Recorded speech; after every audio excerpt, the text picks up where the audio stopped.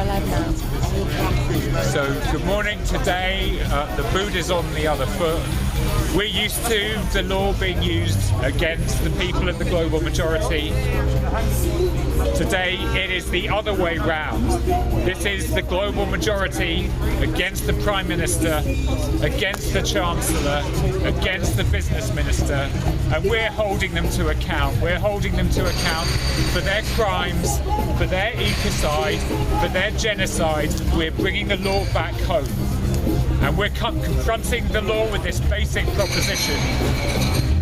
Can it be lawful to pursue a course of conduct that is destroying the conditions which make the planet habitable? And if their answer is yes, we know these courts are irrelevant to real justice. Thank you. Thank you, Tim. And yeah, that's the Global Majority Versus campaign. It's important that young people are bringing this case firstly and foremostly, because we know that it's our generations which are on the front line. We know that it's our generations that have been written off as sacrifice zones. We know that it's our families in Africa, it's our families in Asia, it's our families in Yala who they're prepared to resource loot and steal our resources and exploit our lands in the case of a 4-degree world.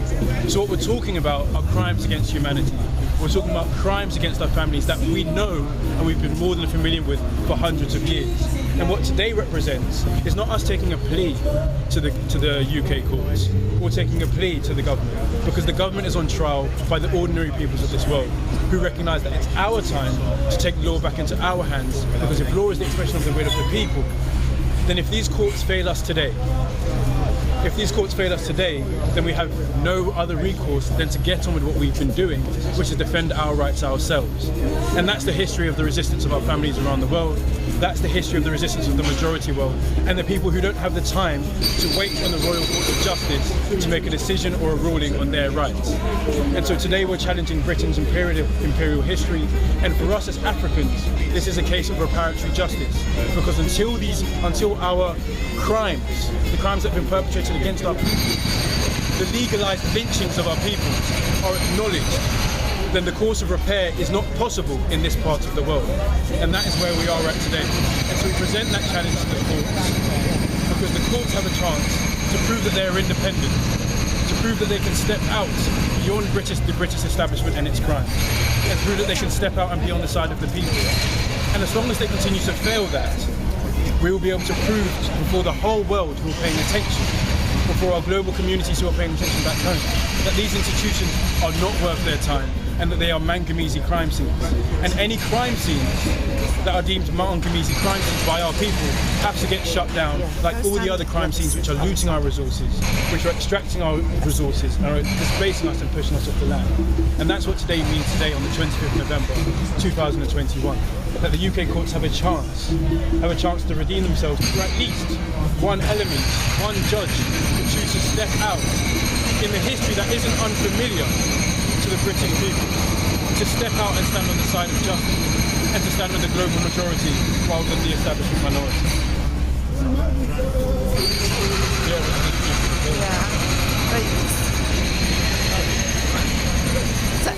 So why is it important for you today? As our brother Covenant has just said, it's incredibly important that we're here to hold these institutions to account. Our case was denied on grounds that our human rights are unarguable in these courtrooms. And so that is why we're here today. We continue to exhaust the appeal process, but it's more for our own communities to know where the Royal Courts of Injustice will stand in the side of history. And then it will be taken to higher levels and higher levels, because this is a fundamental issue of justice in terms of right to life, right to family life, and right not to be discriminated against. If that is not upheld or at least seem to be safeguarded before those rights have been violated, then we know that these courts are complicit in carrying out that violation that the UK government is doing on a global scale, even just by the money that it finances on a daily basis into the global climate atmosphere. Our air is literally on fire with the UK government of the corrupt corporations that we're doing. Thank you. We'll be likely to run the programme, so we're going to bring the microphones over. So if you want to click the microphone now. Brilliant, thank you. Okay, wonderful.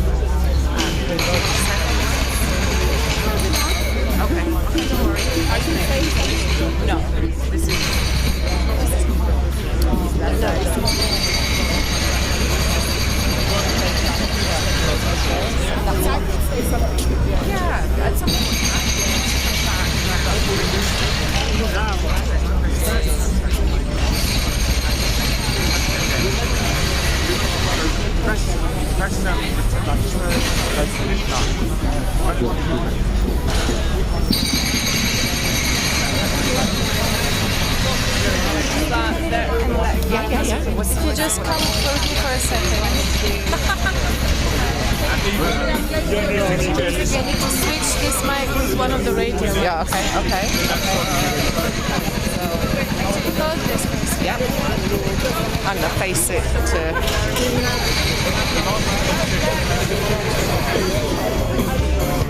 Olamusizaako baganda wange bannamena ab'ebitiibwa yonna yonna gye musinzidde nga nze nsinzidde mu Kampala, Uganda nga Pan-African. Nga mulidde eddoboozi lya muganda wange njagala kubeera nga nnyongerezaako eryange nga mbakunga mbagamba mujje mutwegatteko nga 25 November 2021 tugenda kubeera nga tukiika mu courts nga tubeera nga twanjuluza ensonga eziruma abaddugavu mu nsi yonna nga kwobatadde n'oba ng'oli muddugavu ng'oli mu UK ng'oli muddugavu oli mu Mexico tugenda kubanga byonna tubyanjuluza nga tusinzira mu courts UK. N'okulwekyo mbakunga mwenna mujje mutwegatteko abagenda okubeera live mu UK mugende mu courts n'abo abagenda okubeera nga bali mu Africa mu nsi ez'enjawulo mutwegatteko mu mitimbagano egy'enjawulo nga Twitter, Instagram, Facebook, YouTube n'ebititimba ebisigadde bigenda okubeera nga bifuluma mu maaso kaawo. Tweyanziza tweyanzege.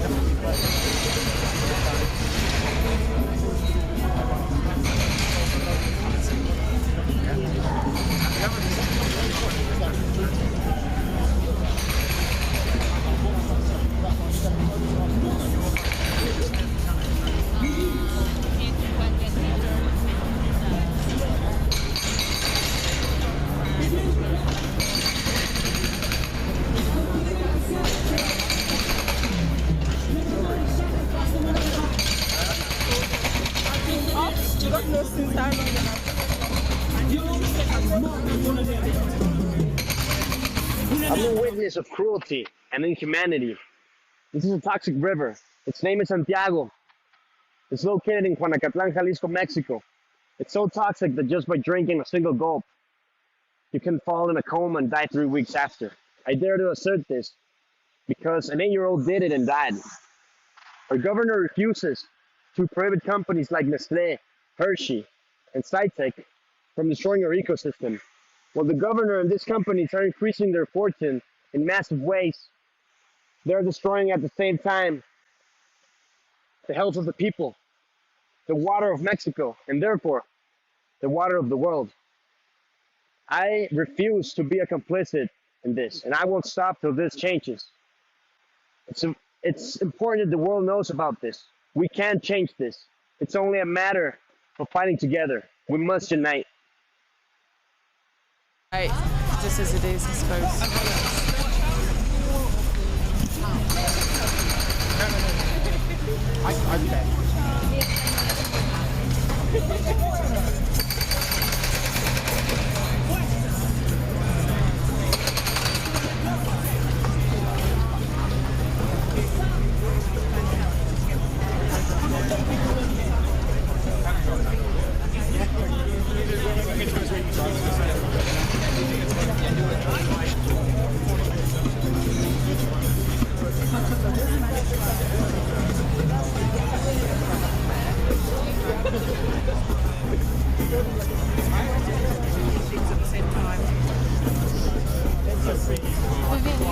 It's a sound they're trying to get to. Another event. I only just got back to Glasgow, but I think you've been like very busy in London as well. Would you like to say a few words as to why we're here? Okay. Oh, how you feel? I'm gonna. Yeah. Otherwise, it's going to be done early on.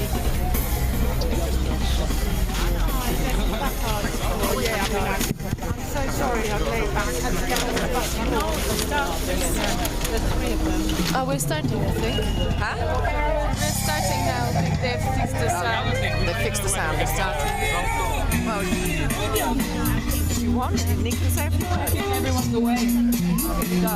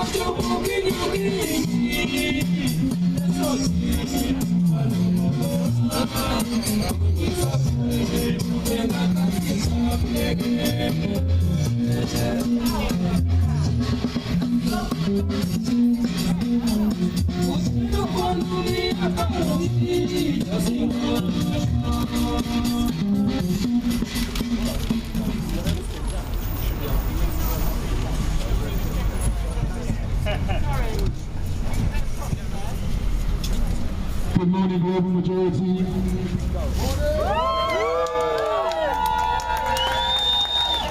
Good morning, global majority. That was lovely. Can we all? Is the sound okay? Yeah. All I hear is mad echo.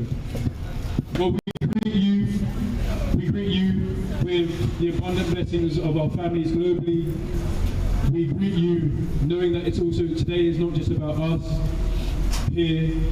It's about our communities on the front line in resistance of the violations of their rights by the criminal establishment that is here, by the British establishment that has nothing but historic contempt for the majority of the world's peoples, and therefore for our ancestors who can't be here with us but are always here with us in spirit and carry us through to times like these, for us to bring their voices and the voices of our martyred heroes and sheroes, our freedom fighting forces and those who have died in defense of our rights,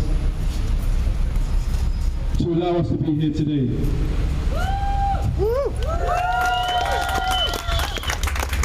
So just to put it in context, my name is Governor, this is Sister Ade.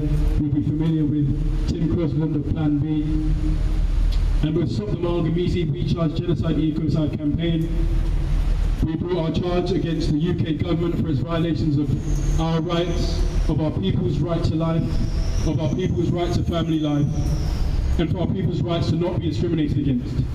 But we know that is an impossible challenge. We know that is an impossible challenge for us, an establishment that rules on the premise of white supremacy, on imperialism, on Euro-Americanism that sees the world and people racialized not as white, as other, as sacrifice zones, as people that are worthy of just being shown contempt. And that is a history of genocides, a history of brutality. And so in opening today's court case, and the reason why we're here, we'll start by mentioning that this is of course a time when we should also remember in quiet those who have come before us and those who have died for us to have the opportunity to be here today. And with the world of escalating crises, it's more important than ever that we hold those people in our hearts, because we do not expect to walk through the challenges and on the path that we walk through, knowing and expecting to live normal full lives when we know that there are future generations after us who must come. And we must also be able to be handed down what we've passed to them. So I'd like to invite my Auntie Mary from the Take It Back movement, who will just lead us in a few moments of quiet.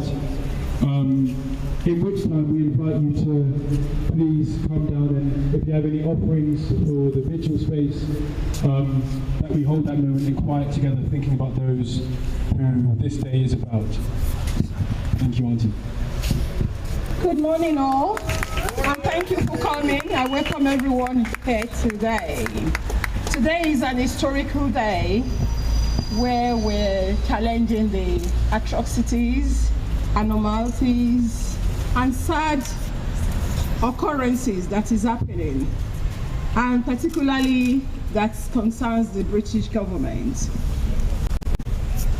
So much has gone on, and many people have paid the price of losing their life for this. We have the Ogoni, 9 Ogoni in Nigeria. They were killed all because of their oil. The oil belongs to these people, the indigenous people of Ogoni land. And you can imagine a place where there is oil, how damaging that could be to the environment, which had affected the lives of these people. And we had some people that stood up against this, spoke against this, and they were killed. Hence we have the 9 Ogonis. We also have in Ghana, the Ashanti, where we have killings, all because of what belongs to them. We've got so much that has gone on for so long, and we're here today to say enough is enough. Enough is enough. Enough is enough. Enough is enough. Enough is enough. Enough is enough. We're challenging this. We know it's going to be a rocky ride, a rough ride, but we are up to the task. I commend the global majority versus the Royal Court of UK courts. I commend every one of us for the work that has started. It has begun, and we're going somewhere. Again, like I said, many have died, paid the price of their lives in the course of this. And so much is going on even as we speak, in Africa particularly, another part of the world, in Mexico, in so many other parts of the world where they're being oppressed and repressed, suppressed. And we cannot watch and allow this to carry on. So hence, we're taking these steps, and I commend everyone, and I say, well done. It's the right step to take. We have made the decision to take this step, and we're going somewhere. Recently, we had a massacre in Nigeria. And where does that stems from? Last year, that was 2020, we had the youth who rose against the injustice and corrupt system of Muhammadu Buhari in Nigeria, for instance. And this youth went on protest, very, very, very peaceful protest. That was televised and saw all over the world. And on the 20th of October, they were massacred. There was argument that there wasn't a massacre, no one died. But last week was a landmark of judgments by a judicial panel that was set up that proved that there was massacre. And due to this, we have an ongoing massacre again against the people that stood as witnesses. This is going on everywhere, in Africa, in Asia, and all over the world. I've mentioned Mexico, America, So we're not going to look on anymore. We've taken the right step, as I said, and we're getting there. Yes. We're not stopping until we win. Woo! Woo!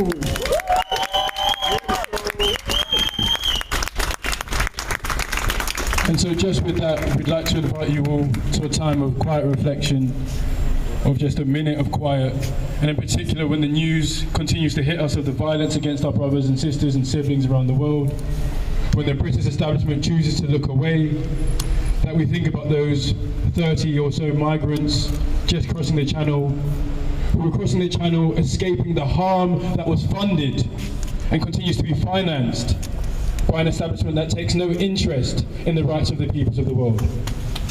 And so it's not just those people, but it's the many, many thousands of unsaid names, including the names of one of our campaign members, Brother Elon Koko Dade, that we take a moment of silence.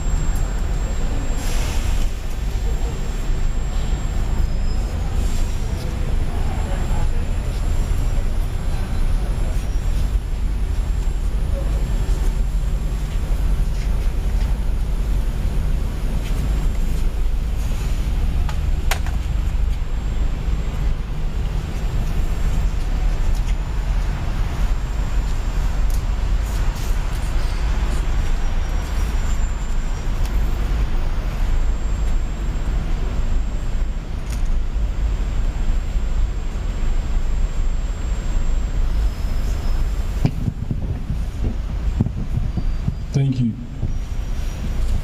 And so just to put it in context, why are we here today? Why is it that we dare to come to the Royal Courts of Justice, so called, when time and time again, if you ask anyone in our community, the skepticism with which we've been met for bringing this case here to an establishment court that time and time again has improved itself incapable of the justice of ordinary peoples. Otherwise we would not still be here. We would not be here having to make this challenge, daring the establishment to do what it's failed to do time and time again. And so today we should be clear that the human rights violations, our people's right to life, our people's right to family life, which we brought before the government, it was the government's response that any impacts of its policies would be reasonably and objectively justified. That is the language of the UK government in 2021, when it bold-faced is capable of saying to the world's peoples that genocide, that multiple genocides, that mass displacement can be legally justified. And to the challenge to the courts, who have already tried to dismiss the case, who have already argued that our rights are not arguable in court, the challenge to them is to say, are you capable of standing away and standing with the global majority? Are you capable of standing with us when we don't have time to come to you and plead cases? Because the case to make today is that you sit on trial by us. You are on prosecution. Because if you fail today, what we are forced to do, what our families around the world are forced to do, cannot be stopped.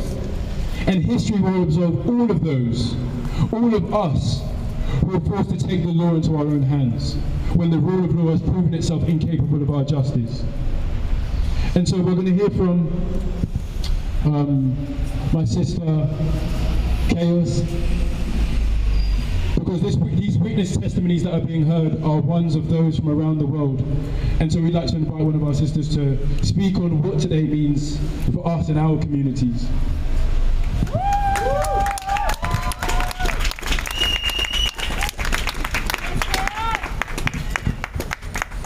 Good morning, everyone. My name is Sara Cordobes Lopez. I come from Colombia. And I'm here saying my full name in front of the Royal Courts of Justice because I'm no longer afraid of the hostile environment that the UK establishment has perpetrated against migrants for generations. I stand here today because I am witness to the destruction that the UK establishment has ravaged upon the land that I come from, Colombia, and importantly to the continent that I belong to, Abya Yala. Abya Yala is the name that the Guna people gave to the so-called Americas before colonization broke the bounds that held together the continent in resistance and unity. I stand here to give witness to the fact that these courts, the royal courts of justice, are being put on trial each and every day by communities of resistance on the front lines. I stand here today to give witness that the justice of the people will not come from these buildings built on the dispossession, the genocide, and the murder of cultures, languages, peoples, and bodies all over the world. I stand here today to give witness that the true justice of the people is being created in places. This is not a dream out there. This is being created today in communities all over the world. In Mexico, in the Zapatista resistance, the law of the peoples. In Colombia, in the unity of resistance during the national strike, El Paro Nacional, there in Cali, where the youth that were standing in the front line against police repression, a police that was trained and funded by the UK military and the UK establishment, my generation, 140 lost. And they were standing in solidarity with the CRIC, with the National Indigenous Congress in Colombia.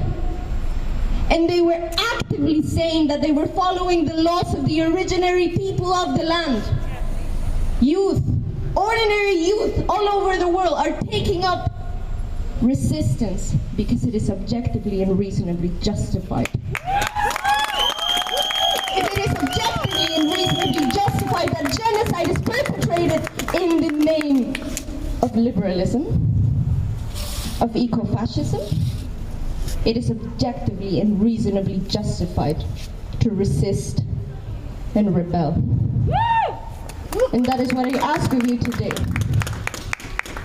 Not only to stand in solidarity, but to understand the role that you play here, the role that you play in your communities, of raising that consciousness that justice doesn't come from the establishment, but it comes from the people. La ley del pueblo, that's what it means. I stand witness to this destruction, but importantly, I stand witness to the resistance, and I ask of you to do the same. Thank you.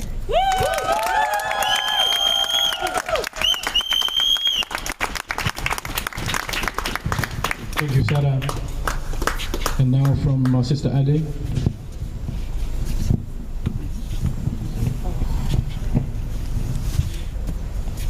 I'm just going to read a small extract from my witness statement that is being submitted into these royal courts of injustice, because it's incredibly important to recognize that I don't speak just for myself, but I speak for millions of other young people that look like myself.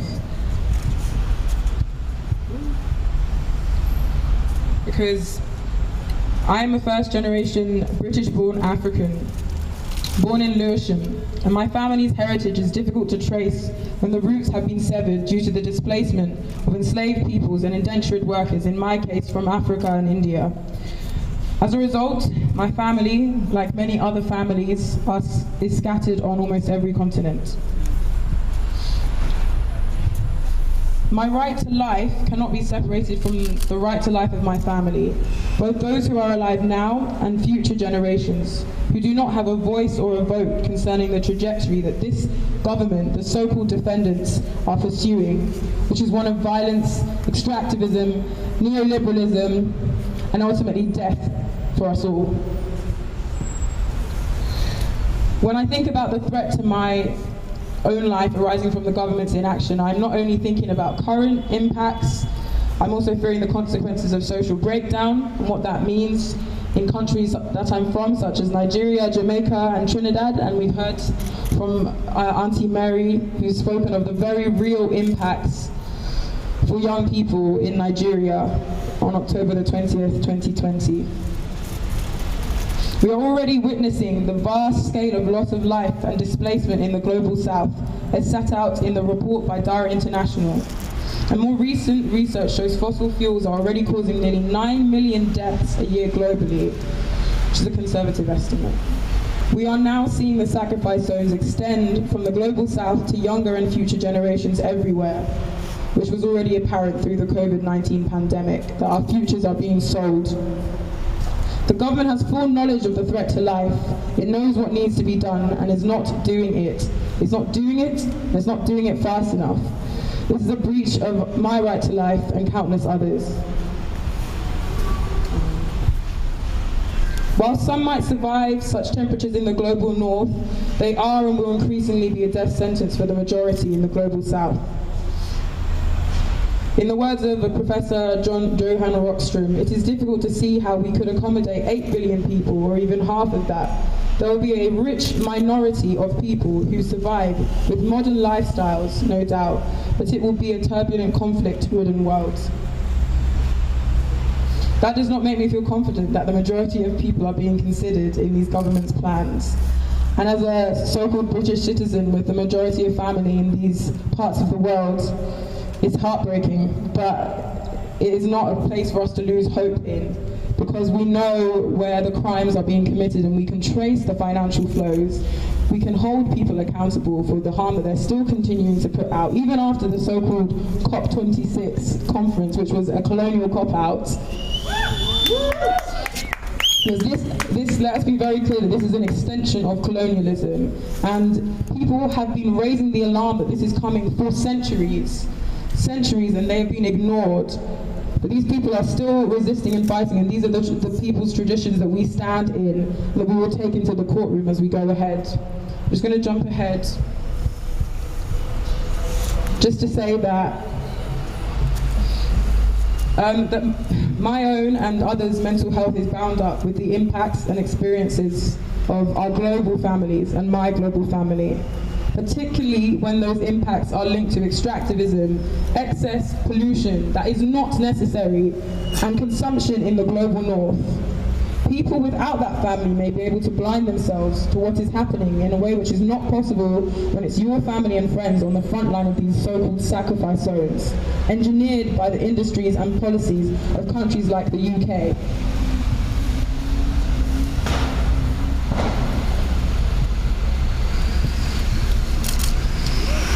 It's deeply emotional for us as young people from the global majority. But this is not an emotional fight in the same way that it has to be a fight on all fronts. It's an intersectional fight.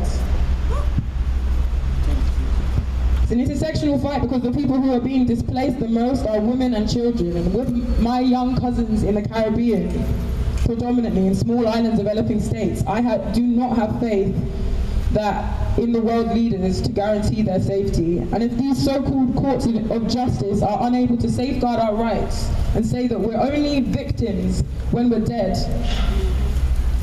then what good are those pillars of justice? They don't mean anything to us anymore. And that is the point that we are going to have to get to as young people and as people from racialized communities, because they want us to lie down in this moment now so they can continue extracting and continue preparing for what is to come, because it will be hell on earth.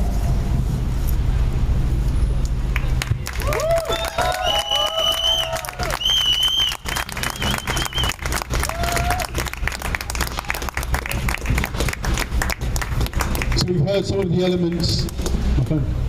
We've heard some of the elements of the many voices that are being represented and amplified in the courts today.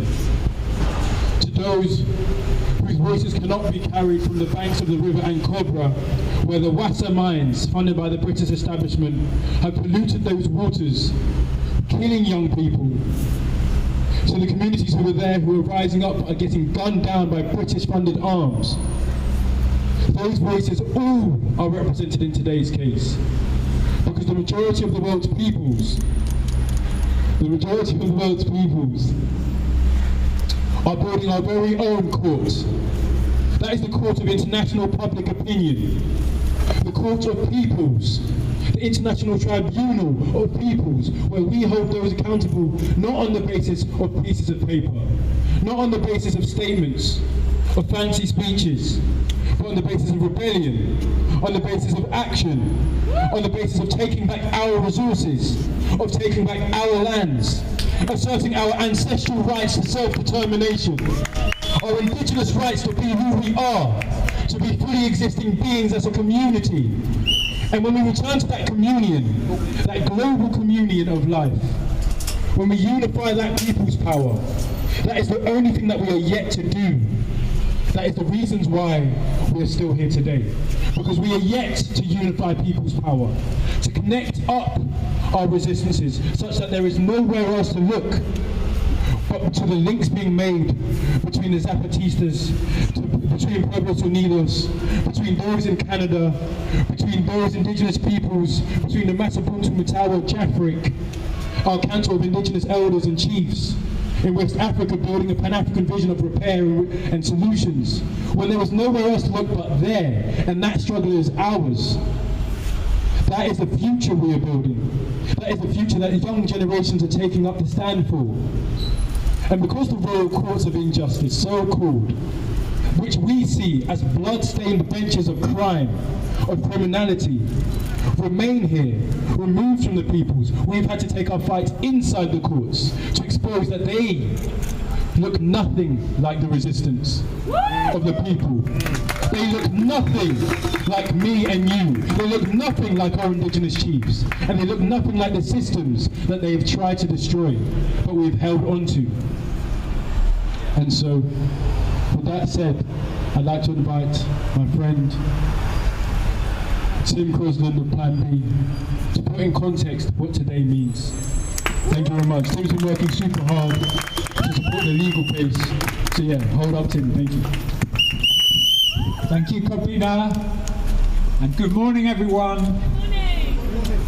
And this is going to be a good morning, because this is the morning we are bringing the law back home. The law. L-A-W. Land, air, water. The law of life. The first law of life without which there is no life.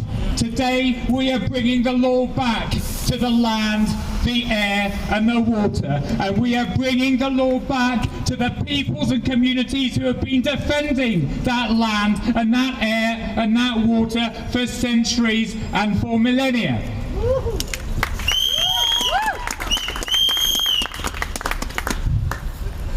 And as we do that, we remember our brothers and sisters who have fallen. We remember Brother Elon Daden. We remember also those who were defending the land here. James Brown, who is in prison for his courageous act of rebellion, and others who were imprisoned last week. It is only if we bring our communities of resistance together from south to north, we bring our rebellion here into solidarity with those fights of resistance that have been going on for centuries. It is only then that we stand a chance against this criminal enterprise. But what we see now is that predator economy that has been preying on the global south for so many centuries, we see the true logic of that. That predator economy is turning into the cannibal economy. It is devouring its own children. And this is what we're going to do today. We will present to the court the horror of what is happening. We will remind this court that even in its own traditions, it is there to defend life. And we will lay this proposition to the court. Can it be lawful to pursue a course of conduct that destroys the conditions which made this planet habitable? Can genocide, can ecocide be lawful? And if your answer, court, is yes, all you do is you condemn yourself. All you do is you mark your irrelevance to the people who defend the real law. And we know it is over for you. But there is a choice. This court has a choice this morning to remember that it is there to uphold the real law, the law of life, and we're open to anyone. We need everyone to join the global majority, because the global minority is not the way of life. Thank you.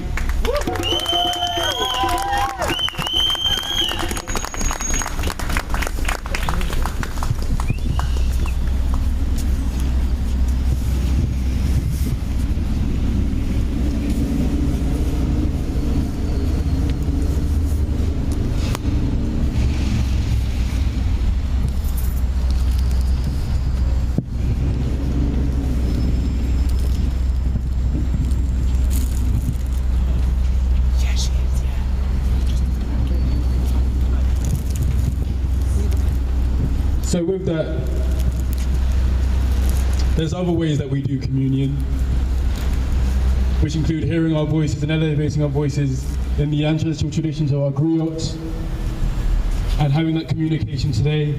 So we're going to welcome Zena Edwards, who will hold some space for us with some beautiful words of poetry.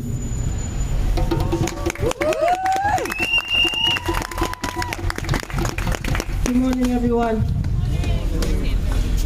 I'm actually in the mood to sing today, and hopefully you'll sing along with me. But before I do that, I just want to make a comment that I want us to begin to stretch our imaginations. We are actually living in the imaginations of these colonizers. And with violence and with fake religion, they managed to manifest their imagination. And their imagination led us to this point where we are now. This is also a moment where we can allow our consciousness, our conscience, tap into the global consciousness to expand and stretch and feel its muscle, stretching your imagination to what this world could be that we could live in. And this is the kind of fight that I'm proud to be a part of. This is the kind of fight where I want to see the global majority, black and brown voices put at the forefront, put on the platform, put on the stages where they deserve to be. Put on the stages where they need to be heard, where everybody can hear them, so we can lift the rafters off of this roof that pretends to be a house of refuge. That fakes it every single day, telling lies to people. I'm sick of it. I want to live an authentic life. And I want people who are my brothers and my sisters to live authentic lives, where they can walk in their power as human beings, fully embodying what that means. Where we can have love, where we can have joy, where we don't have to be in fear of violence, where we don't have to be in fear of our lives every single day, because we have these kinds of, I don't want to use that word, the parasitical nature of this country. I've had enough of it, and I'm sure we all have. We're at a point now where we need to start raising our voices, and together we can do that in song. There's a lady called Diane Reeves, a jazz singer called Diane Reeves, who had a song called Endangered Species, and originally this song was written for women who experience domestic violence. And I believe that we are committing domestic violence, or these people are committing domestic violence on the planet, on Mother Earth, and her children, which is us. I want us all to imagine ourselves at this moment in a state of creation. We are artists. We envision and imagine the world that we want to see in the future. So imagine yourself right now as an artist as I sing these lyrics. You can join me if you feel you can catch along. We are an endangered species, but we sing no victim song. We are human and we are artists, and we know where our voices belong.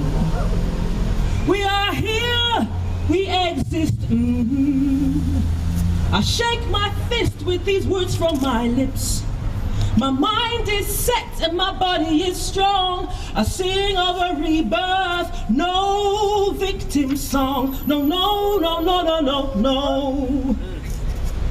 'Cause we are an endangered species, but we sing no victim song. We are humans and we are artists, and we know where our voice belongs. I said we are an endangered species, but we sing no victim songs. We are humans and we are artists, and we know where our voices belong.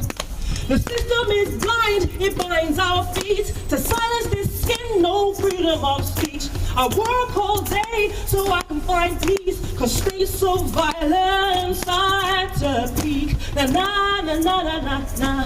'Cause nature is life, this earth has got rights. We'll fight for her freedom all of my life. The road is long, but the struggle is strong. Shout justice and peace, our victory song. Na na na na na na. 'Cause we are an endangered species, but we sing no victim songs. We are human and we are artists, and we know where our voice belongs. I said we are an endangered species, but we sing no victim songs. We are human and we are artists, and we know where our voice belongs. Sing after me. So we are an endangered species. We are an endangered species. But we sing no victim song. We sing no victim song. We are human and we are artists. We are human and we are artists. And we know where our voices belong. And we know where our voices belong. Let's go one more time around that. Say we are an endangered species. We are an endangered species. But we sing no victim song. But we sing no victim song. We are human and we are artists. We are human and we are artists. And we know where our voices belong. And we know where our voices belong. Because we know where our hearts belong. Because we know where our hearts belong. And we know where our souls belong. And we know where our souls belong. Because we know where we belong. Because we know where we belong.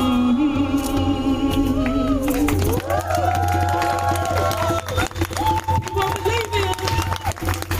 Stretch your imagination, flex it, and manifest the world that we know we should be living in today. Fight these people. Yeah!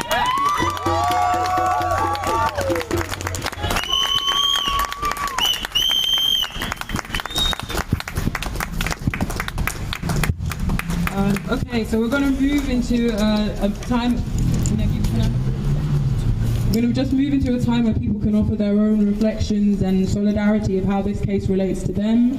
We're going to have some drums sounding from now about, but we'll be entering the courtroom at just about 10:05 because it takes a while to get through security. But I will hand over to Wayman Bennett now. Yeah,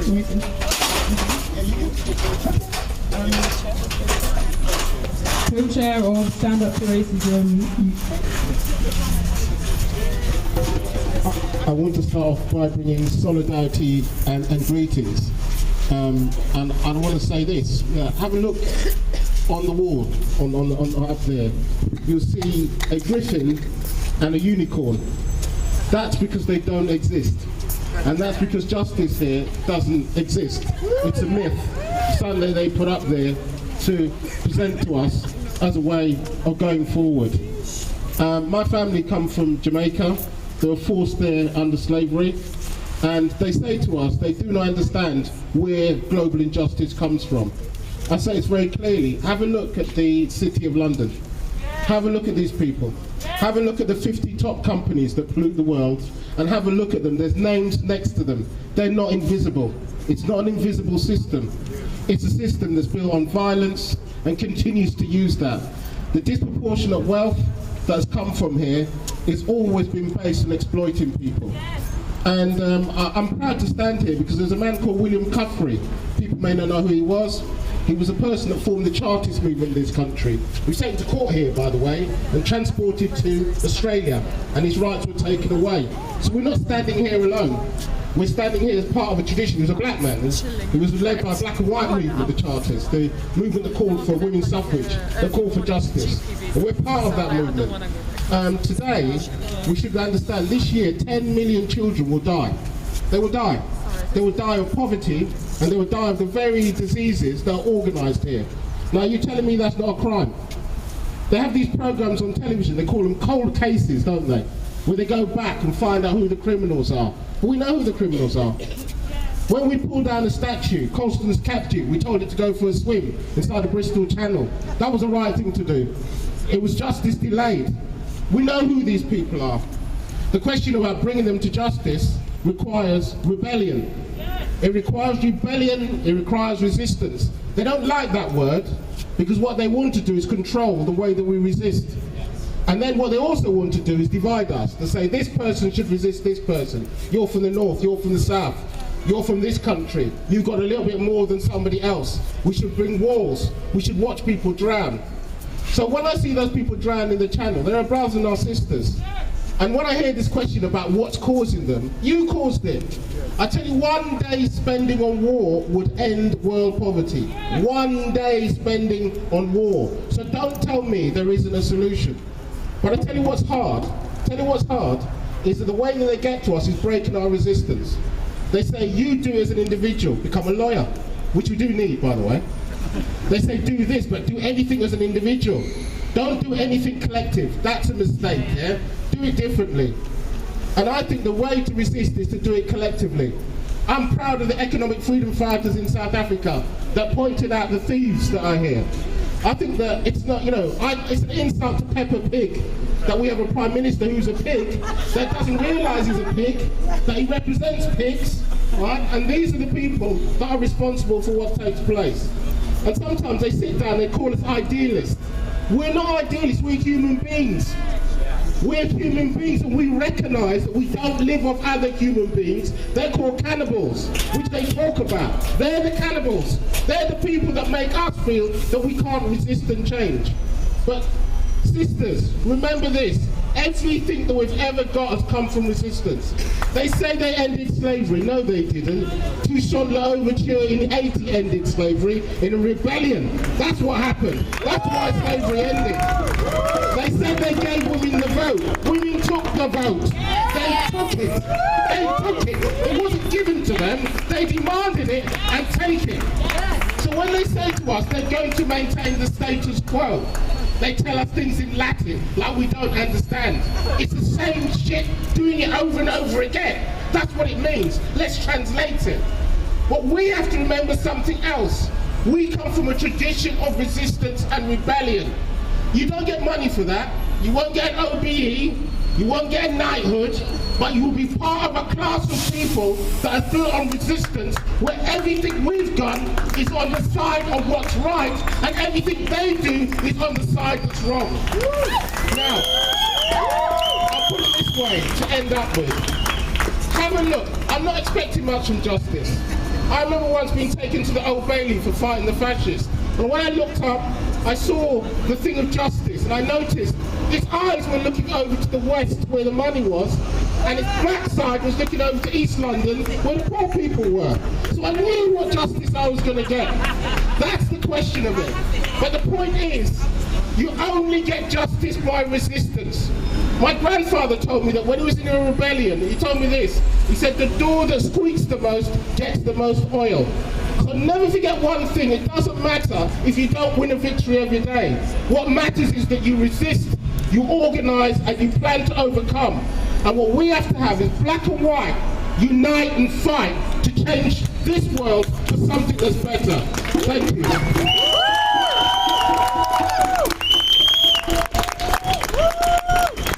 Thank you for that, Wayne. Thank you. We've got about 5 minutes, so we're going to hear from Sarah from Global Women's Strike very quickly. Thank you, Eddie. I'll be very quick. We're glad to be here. We thank the young people that are bringing this court case because you're doing it for all of us. We are here, we're descendants of enslaved people. We're from some assisted farms, from small farms. We're indigenous. We're working class people who've been exploited, and we all need reparations. We've been fighting for 500 years. So we're here to collect. We look at the wealth in this building, that's our work that's been stolen from us, and we're here to take it back. We're here for those who drowned trying to cross the channel, and we know there are thousands and thousands of others. Those are our people, our sisters and brothers, and we need justice for them too. We have to mention the victories. Yesterday, the killers of a man named Aubrey were finally brought to justice, 3 racists. Yes! That's a small victory, but we count every single one. Tomorrow, the farmers in India are celebrating because they won against Modi's farm laws. That's a huge victory. What they did, they beat back the corporations, they beat back Modi, and they're not stopping until those laws are completely abolished. So there's an event tomorrow. I think the India High Commission is just over the road, so we hope that some of you will come along again tomorrow, 12 to 2, at the India High Commission. I just wanted to finish by saying we always start with mothers and carers. It's mothers, it's women and children who are often growing the food, looking after the land and the soil and the people. And often women are left out of the count, and we have to stop doing that because women are absolutely at the forefront of everything.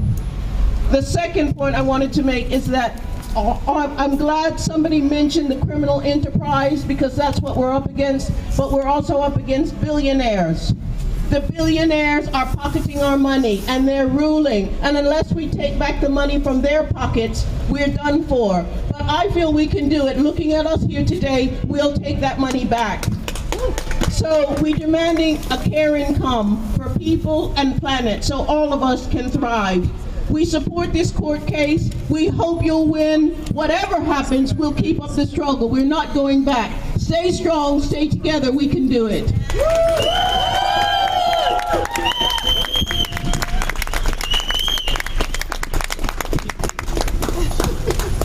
Okay, greetings everyone. My name is Esther Stanford-Kosei and I'm the Coordinator General of the Stop the Maangamizi We Charge Genocide Ecocide campaign. We are, of course, very pleased and honoured to be working with the Global Majority Versus, including also with Plan B, in bringing this case. And our role is really to look at the extra legal dimensions of this case and what it takes in terms of building our resistance to be the change, to challenge these courts of the foxes. And let's be very clear, our rights that have been denied, our sovereign rights, are not going to be granted in courts of the foxes. But we have a responsibility and a duty to hold them to what they say they are and what they do. But at the same time, it's about not being reliant, because we have to build the alternative. We have to build the alternative justice from below that is in the hearts of a people that have survived and have resisted centuries of degradation, dispossession, and oppression. So we know, and how we see this case, it's a reparatory justice case. That's what it means to our communities. These are not just 3 young people, Ade, Kobina, and Marina. They are young people who are part of communities of resistance, originating in the global south, in Africa, in Abya Yala. And their communities, our communities, are watching these proceedings. But at the same time, they are part of building the alternative. And what is that alternative? When we talk about the reparations or the repair, for us, it's about planet repairs. And that is the nexus between reparatory justice, environmental justice, and cognitive justice. Because part of the harm is not only the genocide and the ecocide, but the ethnocide. And the meaning of that is the destruction of a culture, our way of life, our way of living in harmony with the earth, our Mother Earth. That is what is at stake here. For us to re-establish what right relations, not only with each other, but with how we relate to our mother and the resources of our mother that sustain all our lives. So this institution is also on trial today. And that is the challenge. Will those so-called judges and lawmakers, of which we also are, will they listen to the conscience of humanity in their decisions and deliberations today? And that is all that we can put before them, because our truths and our realities are being built, and we have to build that alternative in terms of the transformative adaptations that we need to make if we are to guarantee our lives and our futures on this planet. Thank you.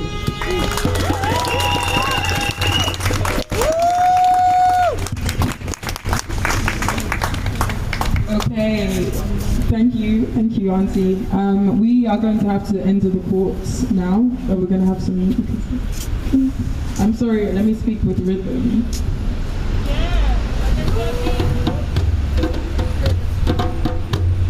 We have to enter the courtroom soon. Solidarity continues outside of the room.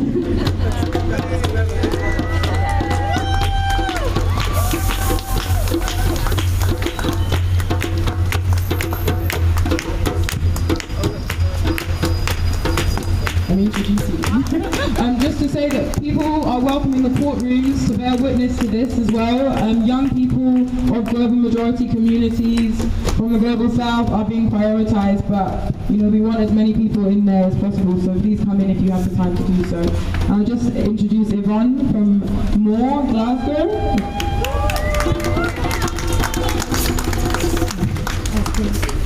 Thank you so much, and it's a pleasure to be here to support my young sister, my young brother, and the community, and not just the community, but also my future generation, my children, their children, and their children. But most importantly, I'm here to bear witness for the young people in Glasgow, for young people who have been impacted by a hostile environment policy, for young people, children in Glasgow who are born and they are placed in a unit called the Mother and Baby Unit, and the only crime is that their parents are seeking international protection. International protection because, and the reason why they have to seek international protection is because the very same court here of injustice decided that the very rights that are enshrined into the Refugee Convention, that they will not oppose these rights. I'm here to bear witness for people who have ended their lives by suicide because these very courts refuse to uphold their rights. I'm here to bear witness for young people who have no access to employment, education, decent housing, or dignity because of a hostile environment policy that states that people who seek international protection are only eligible to live under £6 a day. I'm here to bear witness for young people in Glasgow, and it's not just in Glasgow, I speak of Glasgow because I live in Glasgow, and Glasgow is a dispersal city for people seeking international protection. And I'm here to bear witness that this very court of injustice refused to honor the rights of people who are fleeing persecution that are based on the fact that wars, unjustified wars, that are sanctioned and are waged by this government, by this country, and that are sanctioned by the very law. And I'm here to bear witness for people who have lived here all their lives. People like my grandmother who came here on the Windrush boat, my grandmother who came here. However, her children and her descendants are not able to live in a country that she Not only that she died here building, but so many other people from the Caribbean, so many people from India, so many people from various countries who come here and build this country. However, we are not able to benefit from the wealth of their labor. We're not able to benefit from that. So this is what I'm here to bear witness to. So I'm here to say that I see what is happening, and I stand with the young people, and I'm happy that I'm here to bear witness. And this is an era of change. We will not stand by and be mere bystanders anymore. We are here and we are coming, and we are not just standing here. We are part of a movement that is here to claim our rights, and rights that belong to us. And I really love that song where it says that we are not victims. Yeah, we're an endangered species, but we are not victims. We have never been victims. We have always been fighters. We were travel. We were. I don't know if anyone has seen the photos of how when we were enslaved, our people, we were shipped, we were packed like sardines, and we were able to resist that. So when you see us, we have never been victims, and we can never be victims. And we're walking in this court of injustice as the regal people that we are, the people that royalty flows within our blood. True royalty, royalty that upholds truth, royalty that defends the defenseless, royalty that stands for truth. And we're walking in there with our head held high, because these are the people who we have been resisting from day one. We have never been defeated. Thank you very much.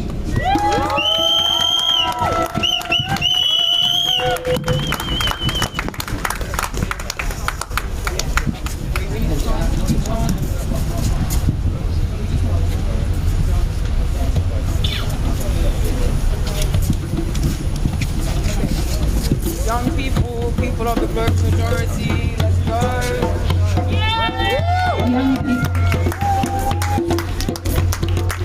Young people and people of the global majority, please make your way through to the court.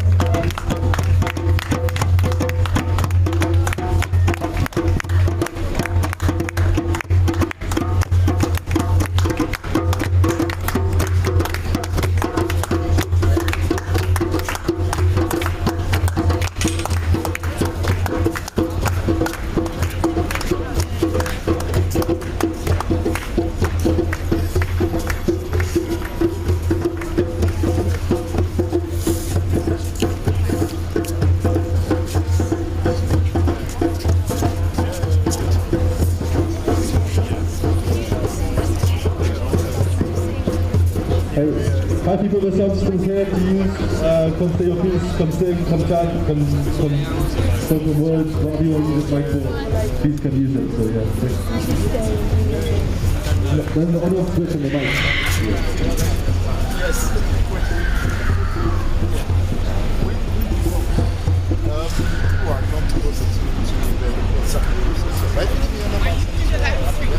What you took on, so that if they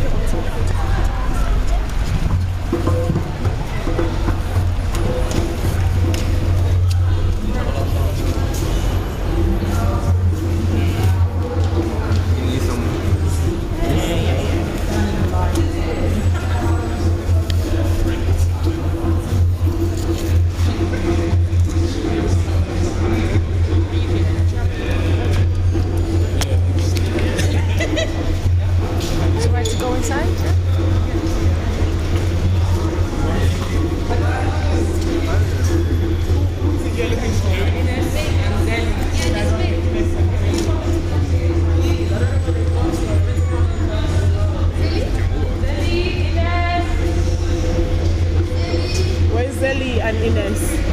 Mom! That Zelly and Ines.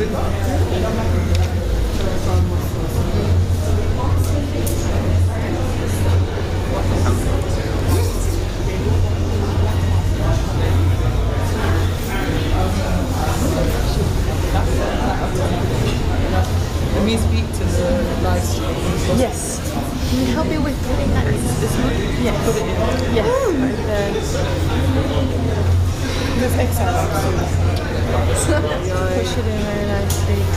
Click it. Yeah. Is it clicked? I think so. Yeah, nice. Okay, so previously the courtrooms, we'd emailed in advance to clarify the capacity of the courtrooms, and we had said that they said we were allowed up to 50 to 70 people because we have a large courtroom.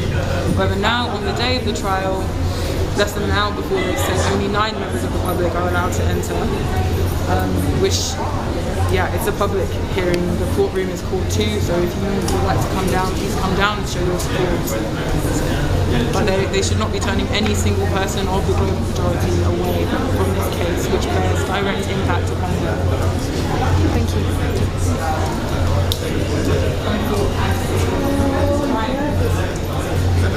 I don't have to say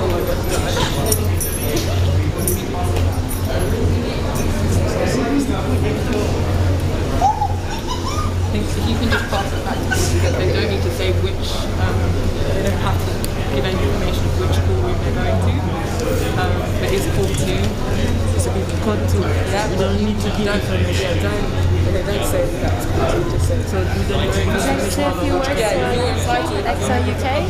Oh no, sorry, I don't. So we're not entitled to say which court we're doing. So they are allowed to go to the court.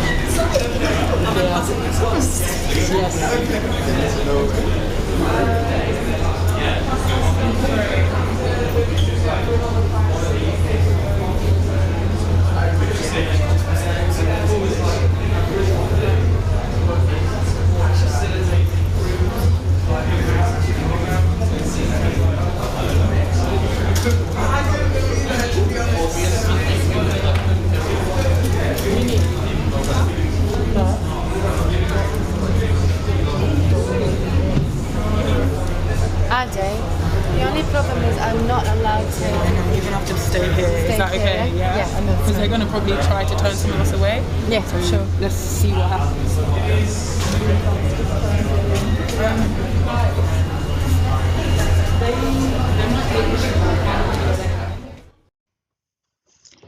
UK government institutions are supporting activities which contribute to the climate and ecological emergency.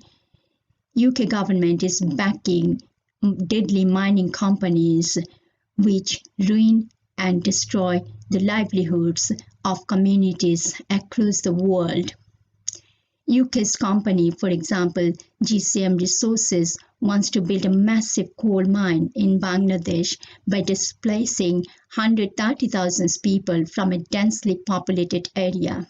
GCM is one of a string of London-listed mining companies linked to the murder and massacres of protesters, including Lomin, Glencore, Kazakhstam's ENRC, Essar, African Gold Barrick, Barrick Gold, Anglo Gold, Ashanti, and Montarico Metals. These are unjust activities, and these need to be challenged now. No worries. Challenged now.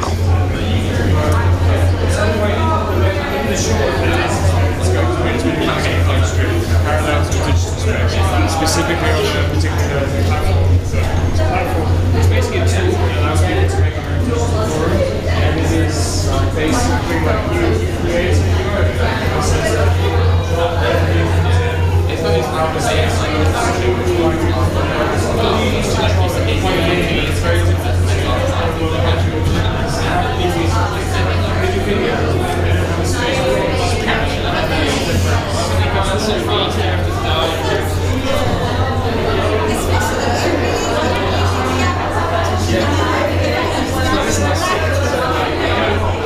and a chance for everybody to, because like my room is like nice, but it's quite packed.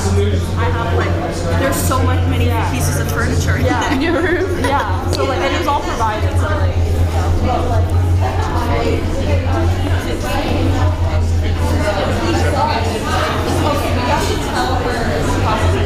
Hiya, would you like to say a few words of how you're feeling as you're going? very aware that this is a long game, very aware that this is a long game, and in interested in how things pan out in the courts of colonial law and courts of justice. Just to see how things pan out. That's why I'm Would I say a few words of how you're feeling? I'm angry. Angry? Very angry. Time to leave some anger here. Would you like to share a bit more about the anger? The anger is just based upon this place, being in this place, and understanding what you're coming to find here. You're going to see very little of it. So I'm just here to be angry. Okay. Smiling. That's the thing.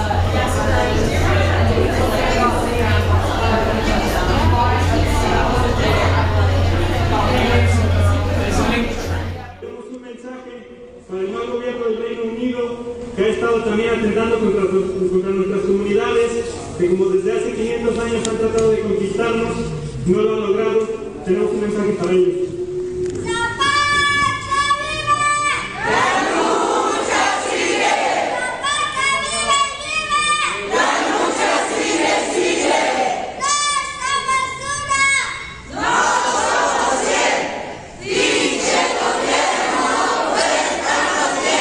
Desde la Tepemelcari, la Casa de los Pueblos en Juan C. Bonilla, Puebla, México, les mandamos un saludo de solidaridad a la mayoría global, hermanos que luchan en contra del gobierno del Reino Unido, ese gobierno que viola sistemáticamente nuestro derecho a la vida en los territorios de América, Asia y África, y financian proyectos de muerte y financian el cambio climático que asesina nuestras tierras, que contamina nuestras aguas y que nos arrebata a nuestros hermanos.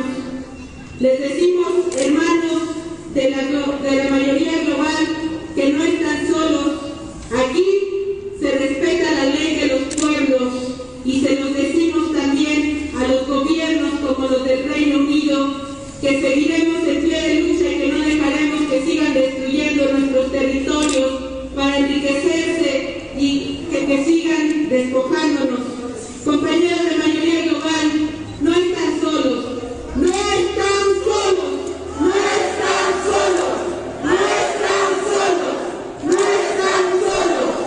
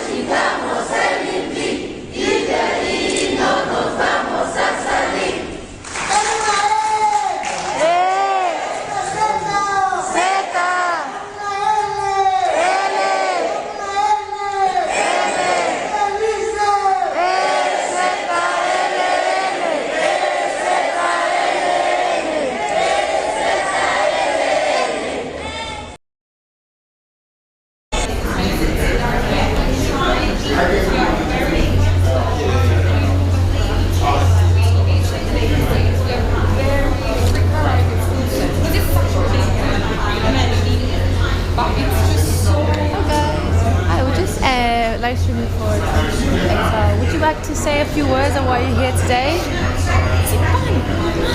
Hi. Just a few words how you're feeling by walking into this case.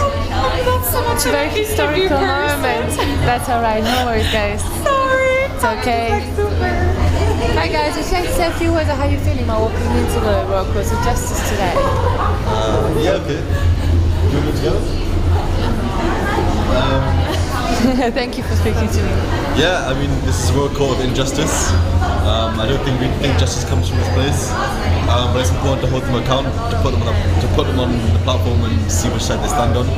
I don't think we have faith in them, but we're here to expose them. Yeah. Thank you. Here to like win back what's ours and stuff. The speeches are like so energizing today. So I have like all the faith in the young people that are going forward with this. 100%. I'm actually really interested to see how it goes, because I think the interaction of struggles for justice with this legal system is not sure how that will play out, so I'd be interested to see. Brilliant.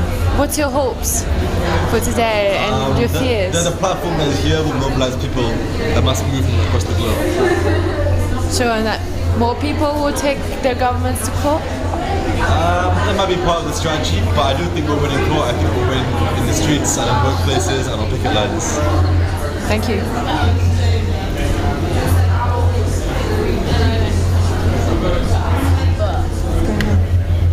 Hi guys, would you like to say a few words of how you're feeling about queuing for going inside the Royal Court of Injustice today? I've already said. Oh, you already said. I feel like it's very important. I've never been inside, so I don't know what it's like. I just tried to accidentally, I don't know, I tried to give some stickers to the people I think who work here, and they kind of ignored it. But I'm getting the vibe already. I think it's quite it's gonna be quite proper. Grumpy, yeah. Yeah, grumpy. Right. Thank you.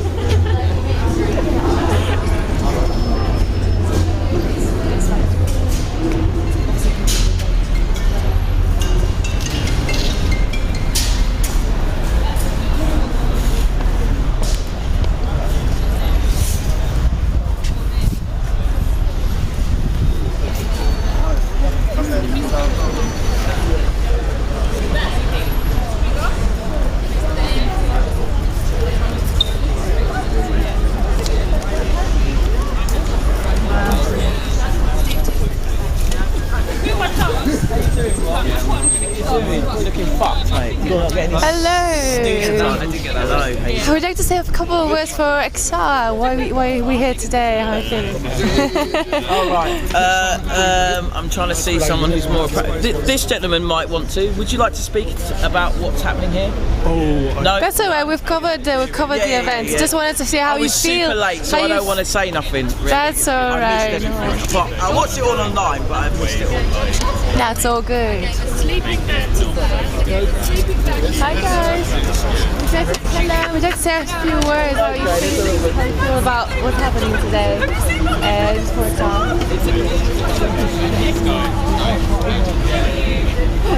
Oh, that's good. This is good. That's okay. I might take the video. Well, hi there. Hello. Yeah, it's quite a significant day today. I mean, it's the people taking the government to court. How do you feel about this occasion? Moved and I've announced humbled and 1911 expanded. Yeah. Sorry. Yeah, I mean that's what it's about. It's about taking the vision somewhere else, isn't it? And expanding out to the world and remembering how small we are and the big picture. The Jubilee though is very exciting because it's in Torah and it's very interesting. What kind of impact do you think it might have on the legal system? Well, I really hope that the power of the honesty and people standing up in court in front of this kind of archaic, outdated, crumbling system, just the honesty and the groundedness of what's actually happening. Do you believe it's a good idea? It's powerful, and they will feel it, and we all feel it. And change is happening, and we're witnessing that. It's part of the resistance. Thank you very much. See you later. Alright, let's go back in. Peace and blessings and black power to you all the global majority. Obubaka buno bugenda eri UK government. UK government tebuvudde mu nze nzekka ng'omuntu kinnomu wabula tuli bangi 10 totolodde ensi namba. Bye tusaba bye biriwa bye bino. Tusaba obwenkanya. Tusaba eddembe ly'obuntu. Banna abantu baffe yonna gye bali oba yonna gye tuli tetulina kufa njala. Tusaba equality. Ate tusaba UK bannaye omugyeyo emikono mu byobufuzi byaffe oba engeri ffe gye tuoperatingamu bannaye tusobola okwekolera bino ebintu kubanga mwe mubeerawo muba mutucyankalanya bucyankalanya. So nga 25 nga tugenda mu courts UK muwulirize ebintu byaffe, ensonga zaffe muziwulirize ate muzigobeko byebyo.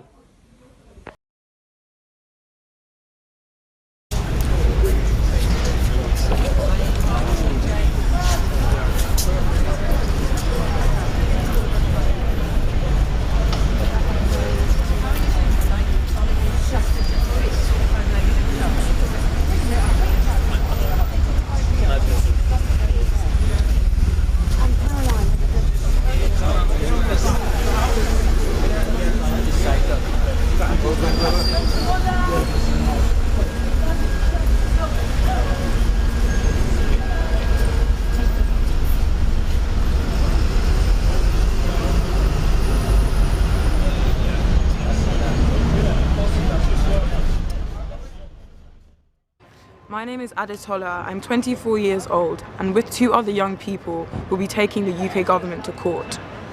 We're taking the government to court because of their human rights violations and climate inaction that affects our communities, my family right now in the global south, or as we call it, the global majority. The UK has historic international responsibility to help the most vulnerable communities to adapt, and it is not doing this. It's in violation of our rights to family life, which includes having a healthy environment, and our rights to not be discriminated against. They, and along with the UK courts, are legalising genocide and ecocide of our families, our communities and our lands. And that's why we will be at the Royal Courts of Justice this Thursday at 9 AM. Please join us to show your support, solidarity, and to have your say about the crimes against humanity that the UK government is committing. Ashe. Hi, my name is Kobina. I'm 23, and I'm one of 3 co-claimants alongside our communities who are taking the UK government to court. Now, we know the UK government is violating our rights. They're violating our right to life, our right to family life, our right to not be discriminated against. And we as a global community, as the majority of the world's peoples, are on the receiving end not just of criminal neglect, but of criminal violence and active contribution to the genocide of our peoples. And the UK government has replied and is arguing that genocide, mass displacement, the starvation, famine, droughts, you name it, which are all the products of what they are doing, what they're financing around the world, that all of that is objectively justified. Now we know that's not the case. Come down this Thursday at the Royal Courts of Justice at 9 AM, where we'll be taking the government to court. This is your campaign, and we are the global majority. So please do come down and support. Thank you.